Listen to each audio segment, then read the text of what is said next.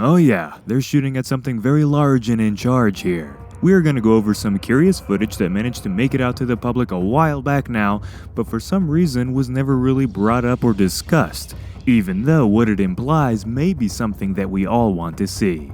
Along with this set footage, we have a very sneaky image that shows one of the human stars of Godzilla vs. Kong in a mysterious room that may just prove that Godzilla and Kong will be facing another threat in the movie after all. I don't consider either the footage or the image to be spoilers, so fear not. You really aren't getting anything that may ruin the story for you here. So on that note, let's get to it.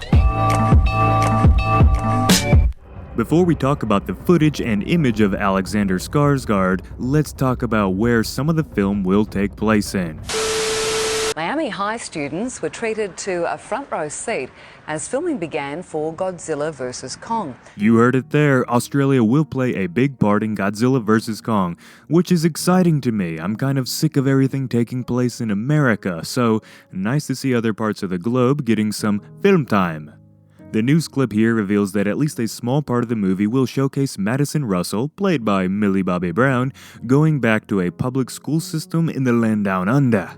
She will be accompanied by the one and only Aspen kid from Deadpool, otherwise known as Julian Dennison. I liked him as a young actor in Deadpool 2, and I believe he will challenge Millie Bobby Brown to perform at her best as an actress.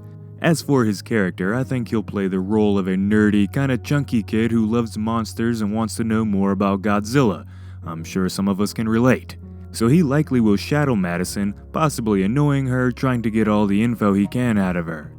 I just hope there isn't a weird kid love story forced in there. So a portion of the film will follow Madison as she attempts a normal life in Australia. But let's move on to the exciting footage of some guns a-blazing. This scene takes place in Brisbane, Australia, the capital of Queensland, and has a population of over 2 million people. A perfect place for some monster mayhem, I think. For some reason, I didn't see this footage until just like a week or two ago, and my initial thoughts were downright blown away. I know that there's nothing really special revealed here, but what this scene shows me is that Godzilla vs. Kong is going to focus a lot more on humans attempting to control or fight back when it comes to the monsters. This really was something that I feel like was missing in Godzilla King of the Monsters, as we never got a scene of humans doing really anything to combat the monsters outside of the entrance scene with Rodan, which may just be the best sequence in the movie of human and monster interaction. Now I know those machine guns aren't gonna do a damn thing to Godzilla or Kong, but it just looks and sounds so freaking cool and I want more. So who are these men? What monster or monsters are they shooting at? We don't know, and I think that's a good thing. All I can say is that they don't look like the monarch people we've seen in King of the Monsters, nor do they look like some eco-terrorists, and the military usually doesn't drive around in all-black vehicles.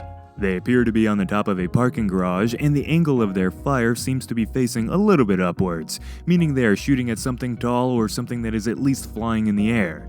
But I feel like they would know that their gunfire has no effect on Godzilla and Kong, so I'm gonna guess they are fighting creatures that can be harmed by bullets.